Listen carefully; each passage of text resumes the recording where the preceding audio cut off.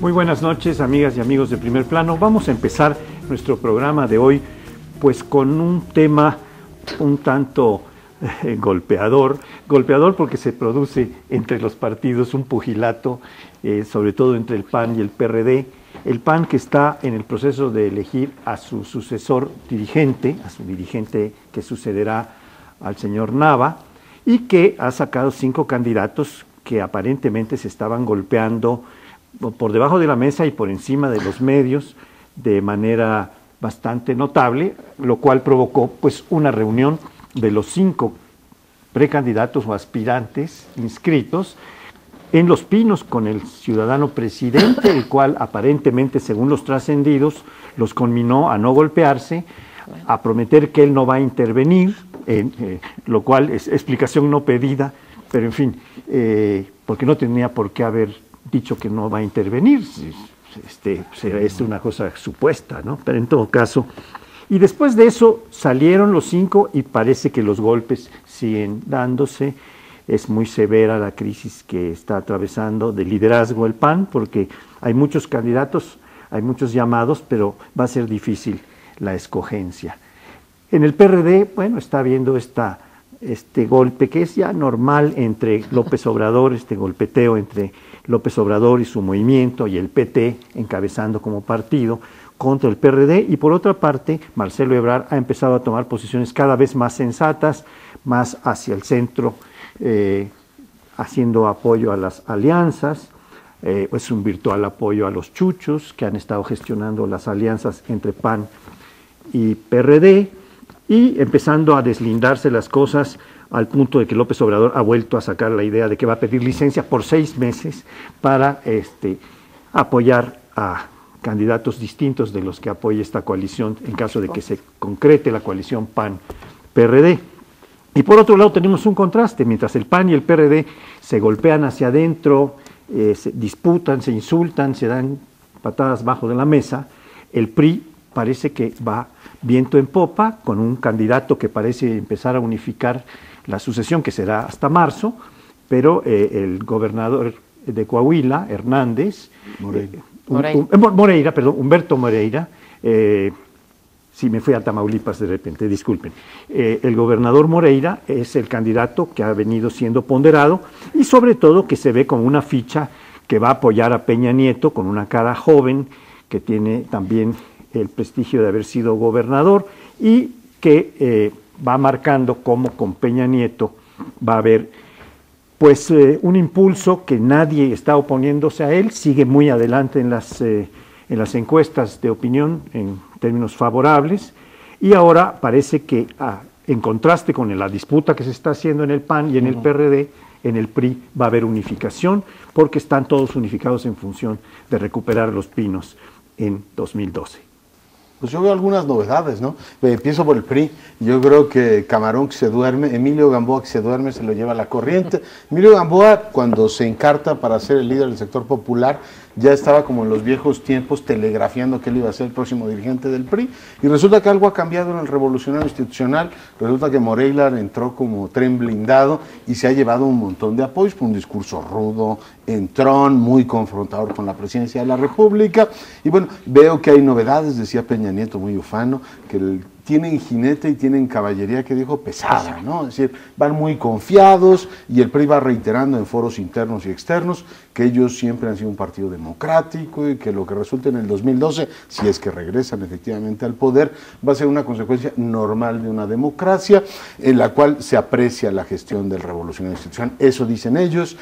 Pero bueno, veo algunas novedades, concretamente esa. La segunda, en el lado del PAN, yo creo que lo que el presidente les dijo es, si alguno se había creído que tenía ya el apoyo mío, que lo sepa con toda claridad. No voy, en este caso, a decir con toda claridad quién es, como ya lo hizo en la sucesión anterior, donde ya, por otro lado, un solo candidato.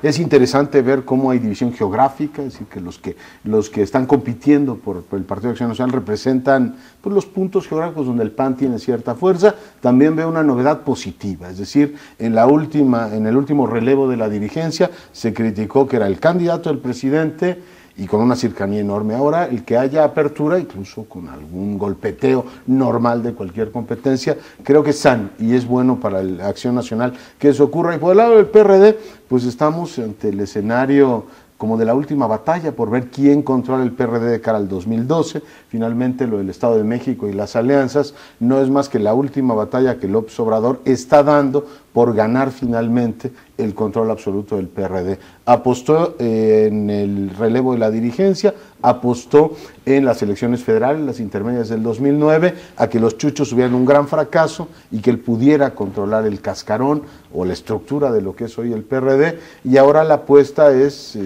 pues que fracasen las alianzas en el Estado de México y él quedarse con el partido, porque mientras más veo lo que, en fin, cómo evoluciona esa campaña, más claro me queda que él se va a encartar como candidato, independientemente de los acuerdos que haya firmado con Marcelo Ebrard.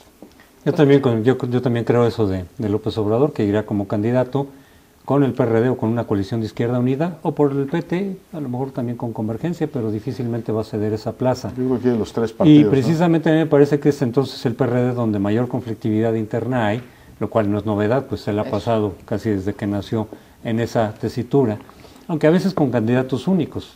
Cárdenas fue candidato único en 94, en el 2000 también, y después López Obrador lo fue en el 2006, pero ahora sí va a haber tal vez mayor complicación, porque está Ebrard por un lado y está López Obrador por otro, y la división muy profunda dentro del partido. En el caso del PAN yo coincido también en que esto le sirve al PAN, porque le llegará un presidente del PAN con mayor legitimidad de la que tuvieron los dos anteriores. Y ahí, bueno, pues la probabilidad, a mí me parece que quien más probabilidad tiene es alguno de los dos, de esos 5, que están identificados de todas maneras con Felipe Calderón, que son Roberto Gil y Gustavo Madero, ¿no? Alguno de esos dos me parece que es el que tendrá los apoyos suficientes para llegar a la presidencia, y en tal caso no podremos decir que la oposición a Calderón, que seguramente existe, habrá ganado esa plaza, pero bueno, habrá que ver cómo es el desenlace. En el caso del PRI, efectivamente van muy fuertes, efectivamente van unidos. Lo más probable es que Moreira ya se quede como candidato priista, y ahí algunos están haciendo otra lectura, además de que sí es el candidato de Peña Nieto, quien Peña Nieto ha claramente apoyado, ¿no? Será su alfil, desconfía y no se siente a gusto ni cómodo con Gamboa, con Emilio Gamboa. Hay otros que están haciendo la lectura del vínculo que tiene Moreira, también desde hace mucho tiempo, con la maestra, con el Bester Gordillo, en donde entonces se podría a partir de ello generar una alianza con el PANAL para el 2012, aunque creo que el Bester Gordillo, como siempre, también es su forma de hacer política, pues tiene varias veladoras prendidas, ¿no? Y estará esperando el momento adecuado para inclinarse a un lado o al otro. Yo tampoco creo que haya roto completamente, digamos, la posibilidad de apoyar a otro de los candidatos, que se le pudiera eventualmente poner enfrente a Peña Nieto, y si le ve posibilidades de triunfo, pues en su momento veremos al PANAL inclinarse por ahí, con el Bester detrás. Pero falta de todas maneras para que el PRI, para que se pueda cantar, digamos, lo que dice Peña Nieto de pues una unificación y una fuerza ahí. Falta por ver qué pasa en el Estado de México. Esa quizá pueda ser la prueba de fuego en términos de si la coalición logra poner un candidato competitivo y logra vencer al candidato Peña Nieto, pues sí se le van a complicar las cosas a Peña. Si en cambio el PRI logra ganar con coalición o sin coalición el Estado de México, entonces sí parecerá que ya estará todo muy terso el camino para Peña Nieto. Pues ustedes dibujan como un continuum, sí, de la máxima unidad a la máxima división, o sea, del PRI hasta el PRD, y creo que tienen razón. Ahorita lo que estamos viendo en el PRI es una gran unidad, y la hemos ido viendo realmente ya desde hace unos años, como si se les hubiera grabado así, como con un hierro, lo que les ocurrió en el año 2006 con el candidato Madrazo a la presidencia de la República. Entonces han hecho de la unidad realmente es la única posibilidad de triunfo, junto con lo que mencionaba Leonardo, ¿no? Este discurso. Como ya se está hablando, mucha gente empieza a hablar de que si regresamos al PRI vamos a regresar al autoritarismo, pues ellos están tratando de posicionar, me parece, un discurso en donde en efecto antes también había democracia, antes también había, decías tú en el corte, libertad de expresión, antes estábamos igual que estamos ahora, nada más que además éramos más efectivos. Ese es como el discurso que se quiere posicionar. Yo creo que todavía faltan 2 años o 1 año y medio para el destape, y vamos a ver cuánta unidad se logra mantener, porque ahí hay figuras, en algún sentido tiene razón Peña Nieto, está fuerte la caballada, o cuando menos está más fuerte la caballada del PRI que la de los otros partidos, pero las caballadas, si no las alimentas, pues se van enflacando y quién sabe cómo lleguen hasta el 2012.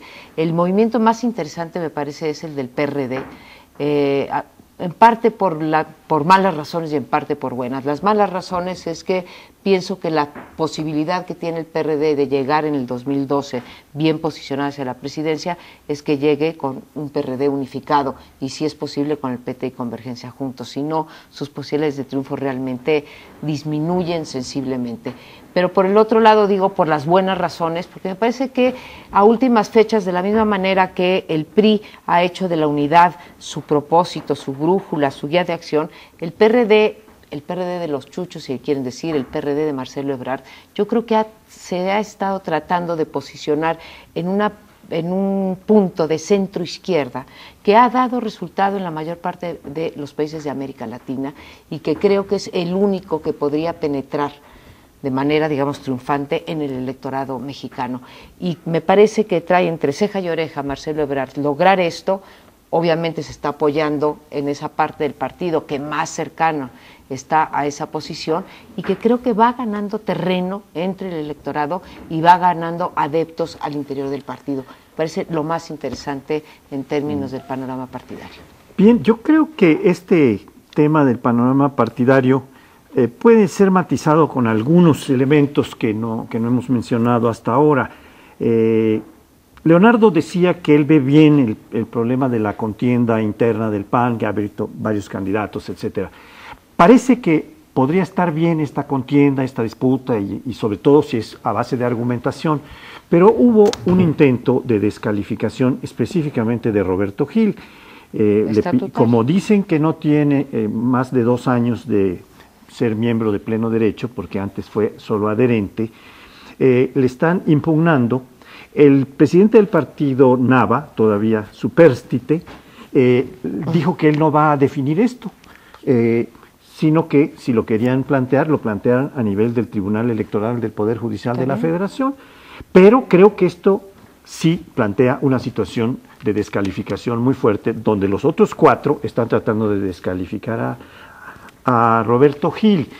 Yo creo que están en un error, es un error jurídicamente fundable, porque a quien se les pide 3 años de militancia o de ser miembros es a los miembros del CEN, y el presidente del partido no es miembro del CEN. Es más, es el que propone a 30 de los 40 miembros del CEN. O sea, él puede ser, no se le exige al candidato presidente. Creo que hay un error allí. Pero de todas maneras, Pauli... No, pero nada más déjame terminar, sí, porque creo que el otro tema, el del PRD, está... Es que era sobre eso de Gil, ¿te puedo decir una cosa? Bueno, sí, por favor. No, es que yo he oído que se lo preguntan y él dice, qué bueno que me lo dicen. Sí, yo trabajaba en la Cámara, además trabajaba contigo, sí, en la Cámara desde 1997, ¿qué me vienen a decir a mí? Yo creo que es perfectamente razonable que en un partido se diga, oiga, ¿usted reúne las condiciones para ser presidente? ¿Sí o no? Bueno, sí, que el tipo lo acredite. Yo no tengo la menor duda que es panista desde que era bebé, ¿no? Porque es un señor muy joven. No se había afiliado formalmente, pero... Bueno, pero digo, es un hombre que tiene una larga trayectoria en el PAN. Yo creo que eso es perfectamente lógico y tiene que quedar clarísimo que el asunto es así, es lo que te quería decir. Sí, yo lo más quería decir que lo quieren bajar a la mala, es decir, no es una contienda bastante... Sí, porque... Ahora, pero hay causas institucionales, ¿no?, para hacerlo. ¿Sí? Yo también estoy de acuerdo que Gil debería de ser, y interpreto igual que tú los estatutos, y es bueno, ¿sí?, que un partido pero haga tenemos eso, ¿no?, afortunadamente un tribunal que lo puede decidir. Sí, y lo va a decidir, supongo. El asunto del PRD, bueno, lo dejamos ya, creo que fue bastante tratado. Nos robamos un poquito, hombre, rápido. No, ya nos quedamos rápido. Ahora, nos volvemos al siguiente tema, va a haber una muy buena discusión en otros temas. Gracias. Vamos a seguir. Bueno, en este segundo bloque les planteo una serie de dilemas que tiene la libertad de expresión en América Latina. Asistí la semana anterior al coloquio de Biarritz, al foro de Biarritz, y bueno, periodistas de distintos países, así como políticos y gente que se dedica precisamente a seguir estos temas, estuvo presente. Fue una discusión interesante porque aisló 4 grandes asuntos que se convierten en amenazas a la libertad de expresión y los comprimo en 30 segundos. En los países del llamado socialismo del siglo XXI, es decir, Venezuela, Ecuador, Bolivia y de alguna manera en Argentina, hay una tensión cada vez más fuerte de la libertad de expresión por parte del Estado. Hay una presión de una izquierda que todavía relativiza la libertad, dice que la libertad en ciertas condiciones es libertinaje o no es la apropiada. Y hay, por supuesto, una presión directa por parte de los gobiernos a el ejercicio periodístico. Es una cuestión propia de esos países. En otros se encuentra, pues de una manera muy clara que la concentración en la propiedad de los medios de comunicación se ve literalmente como una amenaza. Varios países centroamericanos y por supuesto el caso de México, se señaló que la gran concentración que hay en muy pocas manos se convierte efectivamente en una amenaza a la libertad de expresión, aunque no sea una censura directa al trabajo de un periodista, sí reduce el abanico de temas que se ponen sobre la mesa y creo que es muy importante tomarlo en cuenta. Y la tercera, que tiene que ver con nuestro país, es la violencia imperante en algunas zonas, que nos ha llevado efectivamente a que los miembros de la comunidad periodística sientan una amenaza directa en ejercer su trabajo, y hay sectores de la sociedad que pues por supuesto no tienen información sobre lo que ocurre en buena parte de la frontera. Se vio por supuesto con bastante preocupación por parte de los colegas de toda América Latina cómo las amenazas han pasado de ser o el objeto de la amenaza medios locales, allá directamente medios nacionales, y por supuesto hubo una serie de experiencias que ya si nos da tiempo les comparto de cómo se ha abordado en otros países el asunto. Pero en todo caso estos grandes temas, estos por lo menos 3 grandes núcleos problemáticos, sí creo que merecen una reflexión muy amplia, porque finalmente si algo significa una democracia es la capacidad de deliberar con amplitud distintos proyectos. En fin, se los pongo sobre la mesa. Pues es muy interesante, y sobre todo porque ahorita se está llevando a cabo, ¿no?, la reunión en Mérida de la Sociedad Interamérica de Prensa, y porque en México ha habido un montón de, lamentablemente, alrededor de 60 decesos de periodistas. No sabemos cómo están las estadísticas, algunos estarían ligados con el narco o con el crimen organizado, otros tantos habrán fallecido precisamente, ahora sí que en el cumplimiento de su deber, ¿sí? Nunca hemos podido entrar a esa estadística y ver qué pasa con el mundo de los periodistas. Pero sí es lamentable, lo que nos trajo la transición democrática a México fue que el gobierno, como el gran represor de la libertad de expresión, desapareció, dejó de ser, pero quedó uno que es el monopolio, digamos, o la gran concentración en 2 manos, en el caso de México, de los medios electrónicos, en particular de la televisión, que esa parte, junto con la transición, no vino también la transición en términos de los medios electrónicos. Y menciono que no vino porque en otras experiencias, como por ejemplo en España, sí la hubo. Y hubo 2 cosas que me parecen interesantes de recuperar del modelo español. Por un lado, el crecimiento, la apertura y la pluralidad de las cadenas televisivas. Allá no hay ninguna que tenga más del 26% de la audiencia, y hay 6 cadenas de televisión, y acompañada también de una serie de organismos reguladores algunos y autorreguladores los otros de los contenidos, tiempos, transmisiones de la televisión. Y finalmente, como dice, esa sí no la tienen otros países democráticos, que ahora ha sido otro, que ahora también le llamamos poder fáctico, a mí no me gusta llamarle poder fáctico, pero bueno, que es el crimen organizado. Pero yo lo que veía en términos de los medios, ahora que se está dando una gran discusión a raíz de la violencia, pero que va más allá de la violencia, es que muchas veces los medios no se ven en el espejo de los políticos y se deberían de ver. Uno de ellos es, se critica mucho que los políticos no se ponen de acuerdo para pasar reformas estructurales, para hacer acuerdos que le hacen falta al país. Y yo veo que en el mundo de los medios también hay una gran falta de acuerdos. Hay una gran falta de acuerdos de cómo transmitir y cómo tratar este problema de la violencia. Hay una gran falta de acuerdos de cómo protegerse como gremio. Y finalmente hay una gran resistencia de parte de los medios a esa regulación que exigen para otros sectores, que va desde la transparencia en quién compra publicidad, cuánto se paga, cuáles son las tarifas, etcétera, ¿sí?, hasta la competencia, ¿no? Yeah. Entonces veo me hubiese gustado en ese foro aportar este tipo de análisis, ¿no? Bueno, estos dos foros, Biarritz por un lado y por el otro lado el foro de la Sociedad Interamericana de Prensa en Mérida, han planteado varias cosas, además de la libertad de expresión. Sobre todo en Mérida se ha estado planteando el asunto de la transparencia. A propósito de la reunión de la Sociedad Interamericana de Prensa y a propósito del tercer informe de gobierno de la gobernadora, por ejemplo, el diario Yucatán, bueno, todos los periódicos están diciendo que no hubo transparencia, que no hubo un rendimiento de un informe de manera adecuada, y también están hablando de la represión de la libertad de expresión en los medios de Mérida mismo, de Yucatán. Y a propósito de esto, habría que recordar con que no solo el crimen organizado, el cual sí lo está planteando en términos muy severos, basta recordar lo de Ciudad Juárez, este terrible editorial que les dijeron, ustedes son la nueva autoridad, entonces díganos qué quieren que publiquemos, qué quieren que no. De todo esto se está haciendo eco y está llegando al mundo la información de que en México hay una persecución que pone a los periodistas, a los comunicadores en términos generales de manera muy crítica, y exhibiendo pues una enorme debilidad del Estado mexicano para proteger la libertad de prensa.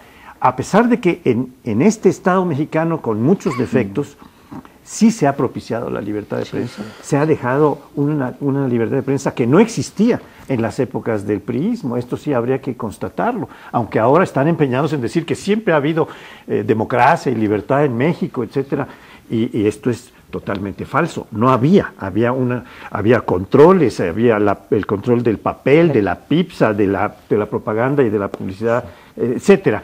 Pero ahora resulta que no, que ahí era jauja lo que había, jauja democrática la que Suecia. había desde antes del 2000. Yo haría un matiz a lo que han dicho respecto de la apertura de los medios en estos últimos años.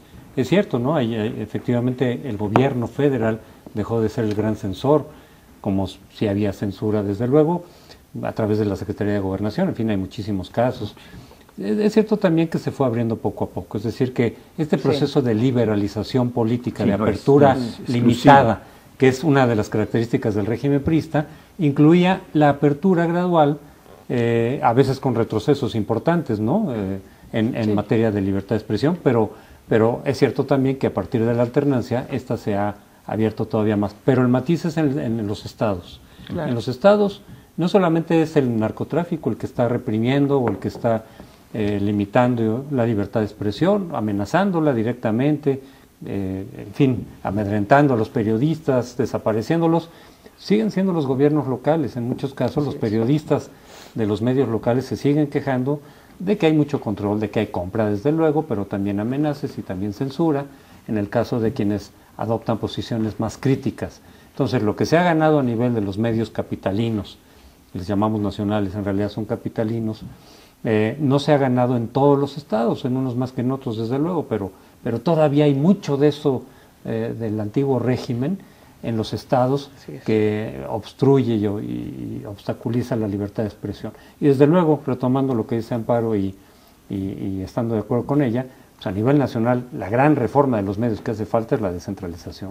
Sí, yo creo que hay que efectivamente abrir la posibilidad de que más manos entren a eso. Se hablaba, por supuesto, de la cantidad de concesiones de televisión que hay en nuestro país y del número de propietarios. Es una cosa absolutamente paradójica. No me acuerdo el número, son una cantidad enorme de concesiones televisivas y los propietarios y el control de la audiencia está sumamente concentrado. Terrible. Y esto que dice Crespo creo que es muy importante. También se debatió mucho y me sorprendió que encontramos una gran consonancia. Cómo ilustra viajar, digo yo, y escuchar lo que sucede en otros países. Nos vendría muy bien escuchar a los colegas latinoamericanos, sobre cambios políticos, pero al grano, el tema del dinero de los gobiernos, en plural, si los gobiernos federales o nacionales y locales, para condicionar líneas editoriales. En muchos países de Centro y Sudamérica, como sucede también en muchas entidades de este país, la, digamos, libertad de prensa se ve amenazada no por la represión, sino por la exclusión de una serie de temas. Por exclusión de una serie de temas.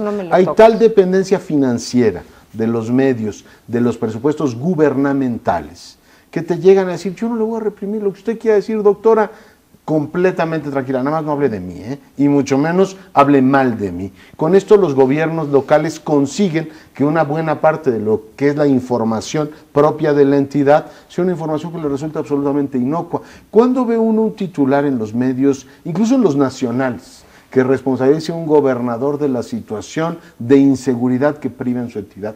Eso lo cuidan muchísimo. Y hay, por supuesto, no digo que en todos los casos, pero líneas editoriales en donde el maridaje con el dinero... ¿no? En Chihuahua sí. Pero digo, hay líneas editoriales en donde el maridaje con el dinero es francamente sospechoso. Mientras los gobiernos tengan tanto dinero para, digamos, anunciarse en los medios de comunicación y resulte tan importante para la supervivencia económica de los medios los fondos gubernamentales, tienes ahí una amenaza latente que por supuesto habría que, digamos, en todo caso observar. Yo haría ahí un matiz. Hemos estado hablando los cuatro y decimos con el tema que introduce ahora José Antonio, diciendo, bueno, es que los medios locales están amenazados por el narcotráfico o los medios locales están amenazados por los gobiernos. Y decimos los medios como si fueran un ente así como unificado. En realidad lo que tenemos que, no solamente algunos medios, Paoli, yo lo que quería decir era que hay un contubernio entre dueños de medios, ¿sí?, y gobiernos, porque una cosa es que se reprima o que se les limite la libertad de expresión a los reporteros, ¿sí?, a los directores editoriales, etcétera, pero no nos estamos haciendo cargo que muchas veces esa viene, no es del gobierno impuesta, son los propios dueños de medios, ¿sí?, que junto con los gobernadores, porque tienen intereses ahí creados, que sí, que los no. que deciden que sí, que no. Autocensura sigue habiendo. No digamos que los pobres duenos de los medios. Ahí hay autocensura también y complicidad. Censura por conveniencia, digamos. ¿no? Siempre es por el maridaje del dinero. Siempre es por el maridaje del dinero. Chercher l'argent. Así es. Eso es. Oiga, pero tenemos que hacer una pausa, volvemos, no se vaya. Bueno, y el nombramiento de 3 consejeros para el Instituto Federal Electoral también está empantanado, también está atorado. Y alargando los tiempos legislativos, porque se supone que ese nombramiento se haría el último día del mes pasado. Y bueno, se va a prolongar y se seguirá prolongando hasta que no se pongan de acuerdo. Ahí lo que se está atorando, básicamente según ha habido denuncias de los propios legisladores, no es tanto que no vaya a ser por cuotas, porque muchos legisladores habían dicho antes de que iniciara el nombramiento, el proceso para este nombramiento, que quieren gente independiente, que quieren gente con trayectoria, que no quieren cuotas, que no quieren gente afín a los partidos. Pero bueno, eso siempre lo han dicho en todos los procesos y a final de cuentas termina siendo una elección por cuotas. El presidente del IFE ha dicho respecto de esto que no hay cuotas de por medio, que no es por cuotas como se va a definir esto, porque si no ya se hubieran puesto de acuerdo. Pues no necesariamente, porque puede haber cuotas, pero lo que viene atorando este procedimiento es que el PRI quiere 2 cuotas. El PAN solamente le tocaría 1. ¿Por qué? Porque de los 3 consejeros que salen, 2 habían sido propuestos por la coalición PRI-Verde y 1 por el PAN. Y entonces el PRI dice, bueno, pues ahora me tocan mis 2, que se me repongan. Y también está utilizando el criterio del mayor número de diputados que tiene el PRI en esta bancada. Y dice, y en cambio el PRD, que tiene una bancada pequeña, pues ya tiene sus consejeros, tiene un consejero y formalmente propuso al presidente del IFE. En realidad fue de consenso el presidente del IFE, tenía el respaldo también del PRI y del PAN. Pero pues aquí el criterio la cosa es si de verdad vale el hecho de que se tenga mayor fuerza en el Congreso para tener un número mayor de consejeros, sabiendo que va por cuotas y que por lo tanto los consejeros en realidad, salvo excepciones, son representantes de los intereses de partido. Porque a eso ha contestado el PAN, que cuando el PRI fue minoría y tenía el tercer sitio dentro de la Cámara Baja, también le dieron apertura a que el PRI nombrara a alguno de los consejeros en los dos procesos anteriores, cuando ya se nombraron 3 consejeros primero y luego otros 3, y el PRI siempre tuvo su cuota, a pesar de estar en tercer lugar en la Cámara Baja. Mira, es que realmente es de vergüenza lo que estamos viviendo los mexicanos con respecto a esta institución, y no porque en el pasado no haya habido cuotismo. Todos los consejos generales del IFE se han hecho por cuotas, todos, desde el número 1 hasta este último que estamos viviendo, algunas veces de manera más abierta y otras veces de manera más menos descarada, pero siempre ha sido cuotas, y la única manera de acabar con esto es sacar el nombramiento de los miembros del Consejo General del IFE del Congreso, porque son árbitros precisamente de los partidos políticos, que son los que ponen a los candidatos a elección popular. Entonces estamos ahí dándole como vueltas, como bueyes, dándole vuelta a la noria. Ahora, lo que me parece vergonzoso y que no puedan ni siquiera guardar las formas nuestros legisladores es que nos digan, ¿y por qué es tan importante tener cuotas? ¿Por qué? Porque entonces en los procesos electorales, de acuerdo a cómo te hayan nombrado, tú vas a fallar en favor o en contra y no de acuerdo a la ley. En principio debería de ser irrelevante quién llegue, siempre y cuando tenga las credenciales profesionales para ser un consejero del IFE. Tan no es así, tan los partidos se meten y tratan de presionar a los consejeros para que fallen en un sentido o en otro, que les es tan importante este nombramiento y que no se ponen de acuerdo. A mí me parece realmente vergonzoso. Yo creo que mientras no salgamos, no solo de las cuotas, porque lo de las cuotas es verdaderamente esquizofrénico. Todo el mundo se pronuncia contra el cuotismo, todo el mundo dice que esto es lo peor, que ya no va a pasar, que van a tratarlo de impedir, etcétera. Y desde el proceso mismo de 100 y pico de gentes que se presentan ante la Comisión de Gobernación de la Cámara de Diputados, se empieza a hacer una criba y salen 17 nombres, ¿no?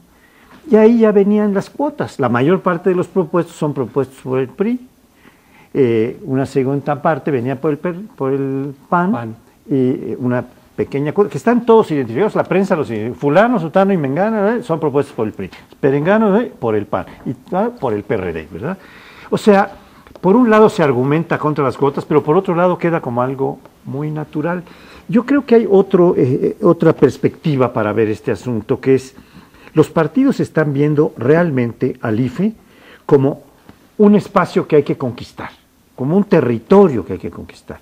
Y cada uno de ellos dice, cuando uno habla con ellos, nosotros no tenemos por qué perder espacios, lo plantean al revés, es decir, no es que la ciudadanía gane espacios, no es que la objetividad, no es que los méritos son los que ganen el espacio, sino los partidos consideran eso como un territorio que solo ellos pueden ganar, y cada uno de ellos contiende, como en el terreno electoral, para ver qué territorios gana y qué territorios pierde. Así es como lo están planteando. Cuando habla uno con ellos en términos muy de piso, dicen, no tenemos por qué perder espacios. Y no, este es nuestro espacio, vamos a tratarlo de reconquistar. Yo creo que ahí está el grave error, y están dando al traste, como se han dado al traste con otras instituciones, con el IFE, porque va a salir de allí un Consejo General que no es tan confiable como debía ser para lidiar unas elecciones como las del 2012, que van a ser muy difíciles. En este paso le están dando atrás a la institución llamada México. Una de las cosas interesantes que decía María Amparo es, ¿por qué les interesa tanto la cuota? Finalmente no hay ninguna elección que se haya decidido porque los consejeros sean más afines a un partido o a otro. Afortunadamente en este país las elecciones dependen o quién gana las elecciones depende no de tener un grupo de consejeros afines. Yo creo que el gran tema radica en que el IFE tiene esta capacidad de estar regulando la vida de los partidos, y eso es lo que creo que habría que revisar. Es decir, esta idea de que si la multa viene por acá y si me la pueden bajar, o si tal decisión del IFE me pega o no, ese es el mundo en el que ellos viven, ese mundo chiquitito. Y deberían verse como estudiantes de prepa que están viendo a ver qué jurado les va a tocar para ver si la nota les sale un poquito mejor, mucho más que como bachilleres excelentes que van a entrar a la universidad con una buena nota. Esta parte, digamos, de no quitarse los lentes del pequeño cálculo le hace mucho daño al país. Y a este paso, pues vamos a tener que regresar al pasado, de que salga la lista de los 17 y que los insaculen, ¿no? Que digan, oiga, pues ¿sabe qué? Sortéelos, porque lo que no podemos es seguir haciendo el papelón ante la opinión pública de que modificamos el calendario. Se supone que esto debía haber estado el último día de octubre, y estamos a los días, a menos que me digan que estamos todavía en octubre, yo no todavía el reloj parlamentario sigue marcando 31 de Pero octubre. digo, es un nivel de arbitrariedad que daña mucho al poder legislativo. Pero el ciudadano promedio dice, oiga, ¿qué hacen estos señores que hasta el tiempo son capaces de modificar? En fin, yo creo que hay que revisar al IFE de fondo y sí ver si conviene efectivamente que el órgano que... O sea, no veo por qué se tenga que poner en juego la credibilidad de la organización de un proceso electoral, porque estos señores están calculando a ver qué sinodal les toca en el examen, ¿no? ¿Sabe que valdría la pena apuntar una cosa de tipo legal? Se invocó que nadie está obligado, que cuando una cosa no está prohibida está permitida. Este es un principio general de derecho, pero para aplicar al derecho privado, no al derecho público. En el derecho público solo se puede hacer lo expresamente establecido. En el derecho privado puedes hacer todo lo que no está prohibido, está permitido. Pero están aplicando en derecho público, es público, porque es el procesa la selección de funcionarios públicos. Le están aplicando un principio de derecho, pero es de más ridículo jurídicamente hablando. Es como norma. Ahora, por otro lado, aunque efectivamente todos se han pronunciado en contra de las cuotas, en una declaración que sí se hizo pública de Francisco Rojas dijo, bueno, de todas maneras no vamos a encontrar personajes 100% puros, asépticos, neutrales, todos tienen sus favoritos, partidos, o sus tendencias, o sus ideologías, pero lo que sí creo es que se pueden encontrar personajes cuyo compromiso fundamental sea con la democracia y después ya con algún partido, pero no a la inversa. Sí los hay y eventualmente podrían surgir, pero me parece que ese perfil es exactamente el que no quieren los partidos. Porque entonces, sobre la base de que todos tienen ideologías y no hay neutralidad al 100%, entonces se van con quienes ellos consideran que son más afines, a veces de partidos y a veces de personajes, porque recordemos que muchos consejeros en diferentes procesos han sido nombrados en función de su cercanía con los personajes dentro de los propios partidos. Con el Bester, o posibles candidatos, eventualmente. No, bueno, el del 2003, la parte del PAN la nombraron los calderonistas. Ni siquiera el PAN como partido, y sino la del PRI, los calderonistas. Y la del PRI, los Bester Gordillo. El Bester Gordillo. Exactamente. Entonces, una cosa es que efectivamente no haya el 100% de neutralidad, y otra muy distinta es que entonces, no solamente el perfil de los ciudadanos que escogen, sino también el procedimiento mismo. Si tú le dices a un consejero, tú llegaste por mí, entonces el partido luego se siente con derecho de exigirle que vote en tal o cual sentido. Tú me la debes. De todas maneras, sí. O como parte de la carrera política, porque muchos de los consejeros que han llegado ya forman parte de una carrera política cercana a los partidos, y en algunos casos incluso militando en los partidos, que continúan después de ser consejeros del IFE. Entonces, en realidad, hasta ahorita se ha mencionado que el IFE ciudadano, en realidad ha sido un IFE partidizado, y la figura de consejeros en realidad sustituyó a la de representantes partidistas, que abiertamente eran partidistas y también venía un poco en función, o sea, elegían en número en función de la fuerza electoral que tenía cada uno de los partidos. Con lo cual se rompe una regla fundamental de la democracia, según la cual lo que ganas en una elección no debe de darte ventajas para la siguiente elección. Así se hacía en la Comisión Federal Electoral. El número de representantes con voto era en función de la fuerza electoral del partido, y eso simplemente se trasladó a los consejeros, nada más que ya revestidos de, pues como una simulación, pero de que son totalmente ciudadanos. Mayor prueba de que desde el primer consejo autónomo del IFE, ¿sí? Estaba partidizado es que hoy 3 de sus ex consejeros, uno es es diputado por el PT, ¿no?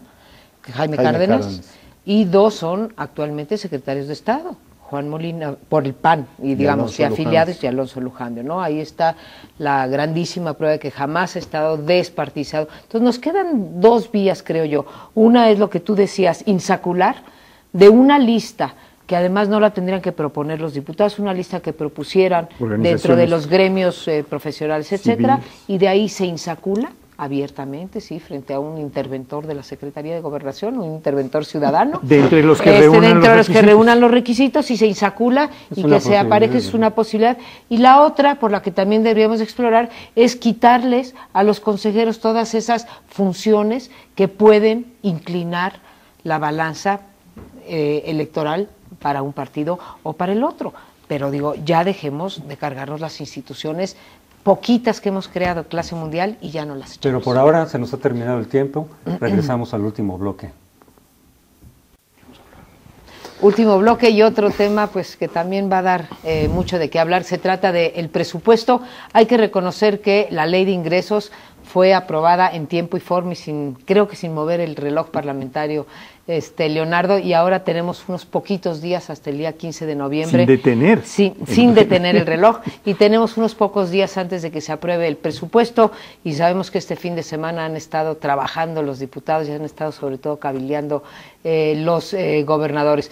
Creo que lo que vamos a tener, como todos los años, es más de lo mismo. El gobierno tendrá que ceder a ciertas presiones de los gobernadores. Los gobernadores han estado muy, muy activos en una parte de sus responsabilidades, no en la otra. La parte de las responsabilidades en las que siempre están activos, que es tratar de llevar más recursos de la Federación para sus estados, en donde no los vemos muy responsables es en tratando de asumir más responsabilidades en términos de recaudación.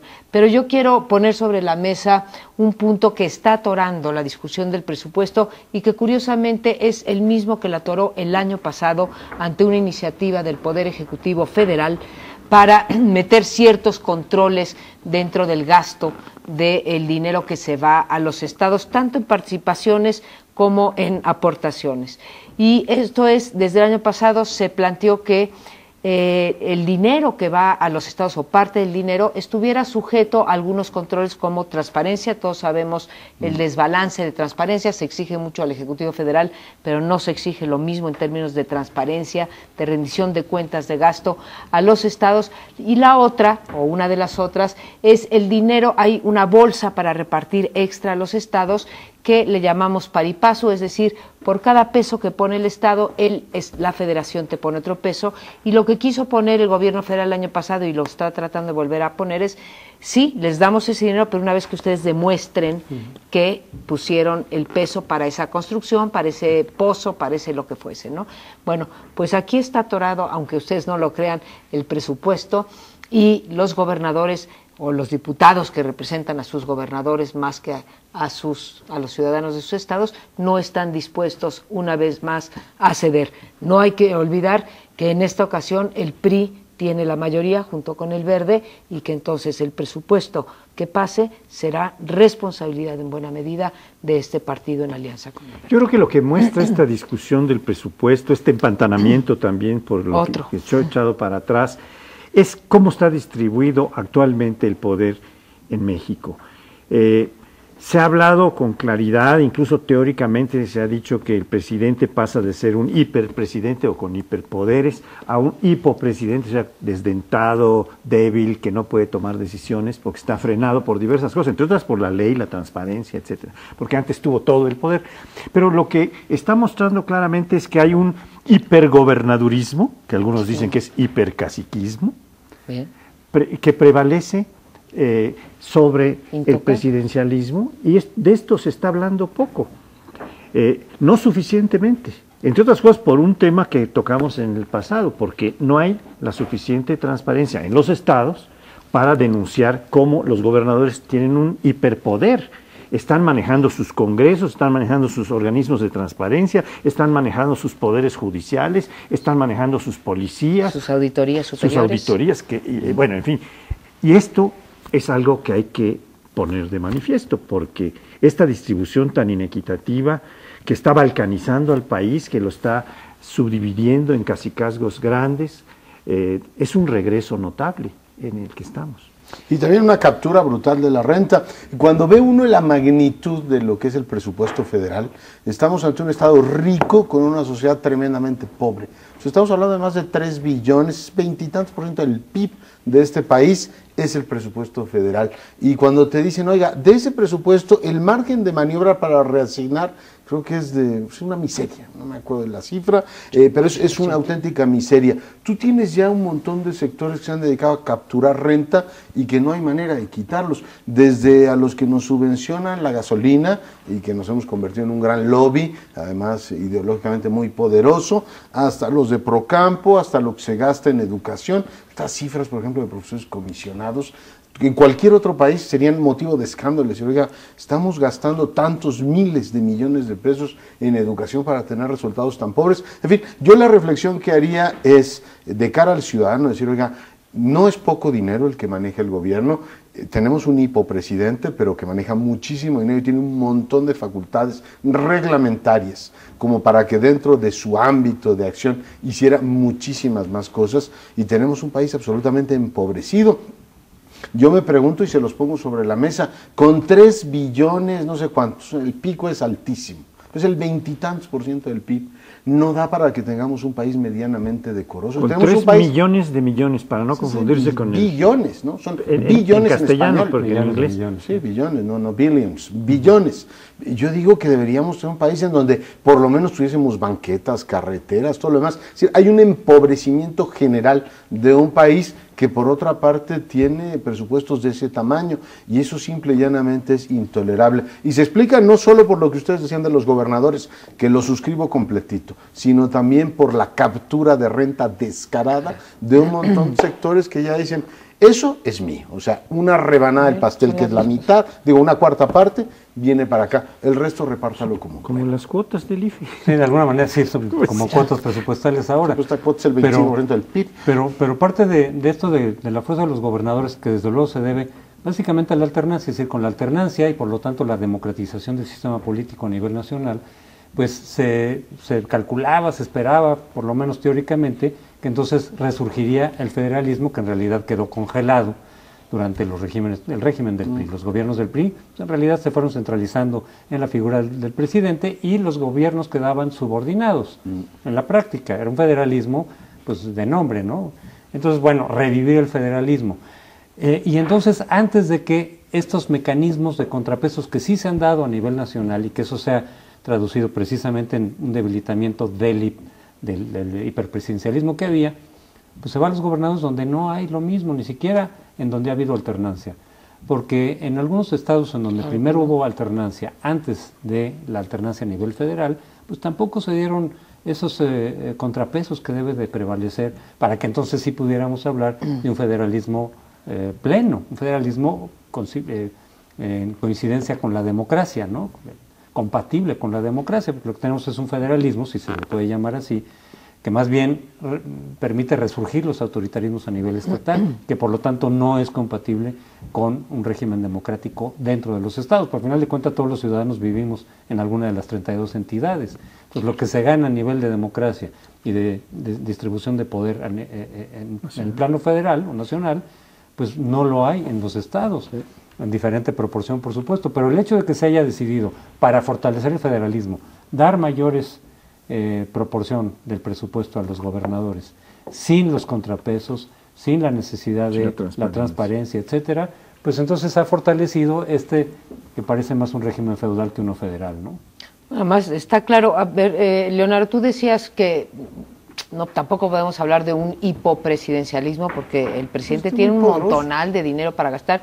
No niego que tiene un montonal de dinero para gastar, pero prácticamente de cada peso, ¿sí? Cada vez se gasta mayor proporción de cada peso los gobernadores fiscal. Y no de fiscal, sí, no el presidente. Claro, el presidente también tiene ya, él es digamos, el tributario de estas cuotas que tú llamas, o de estos, ¿cómo les llamabas? Capturadores de renta. Capturadores de renta que tienen y que se han venido acumulando desde los años 40, los 50, los 60. Cada vez hay más sectores que capturan estas rentas. Ahora, lo que sí me parece innegable es, acaba de salir el reporte del Instituto Mexicano del IMCO, de la competitividad, donde ves el libro que se llama La Caja Negra de los Estados, que los invito a verla, ¿sí? Es un escándalo porque además tenemos esta cosa en la legislación mexicana que parte del dinero que se va a los estados son las participaciones y la otra parte son las aportaciones. Sobre unas, el gobierno federal no tiene derecho a exigir nada. Es al libre y soberano, y dada que todas las auditorías, pues, la gran mayoría de las auditorías de los estados están capturadas, no hay manera, y llegamos a extremos. Hace rato hablábamos de un gobernador, Moreira, muy exitoso, que seguramente dejará la gobernatura para ser dirigente del PRI. Bueno, él mismo nombró a un auditor superior transeccional para que le cuiden las espaldas. Lo mismo ocurrió en Oaxaca, y así nos podemos ir estado por estado. ¿Para qué? Para que los gobernadores salientes no sean auditados. Yo no quiero saber lo que nada menos reciben. que el estado de México, Montiel, ¿no? Bueno, digo, para que recordemos al más grandote. Con eso acabo el comentario. Y lo de los paripasos es escandaloso, es decir, que digan, oiga, usted es nivel de gobierno y usted es responsable de ciertas cosas y pide que la federación entre a darle un recurso. Y como en los proyectos de investigación te dicen, a ver, usted pide dinero y cuánto va a poner usted. No, a mí no me pida dinero. La federación nos tiene que dar dinero. Yo espero que ese puntito de IVA que los gobernadores garantizaron que se mantuviera, no nos cueste con que el ejercicio mínimo de responsabilidad fiscal que deben tener las entidades federativas sea, oiga, pesito pongo yo, pero pesito pone usted. Pónganle también una silla al señor Leonardo Curcio, porque dices que tú esperas sentado. Porque estoy sentado muy cómodamente platicando pero con ustedes. Algunos cojines para que no te canses. Estoy muy a gusto aquí nos quedamos hasta mañana. No podemos ya parar el reloj de primer plano y seguir aquí discutiendo. Bueno, sí, lo tenemos que parar porque ya llegamos al fin y no somos como los parlamentarios, pero hoy sí hablamos. Sí. Entonces, Es una ¿cómo ley le pusiste tú a este No, programa? lo que pasa es que esa es una Los ley imperfecta. atores. Esta sí tiene.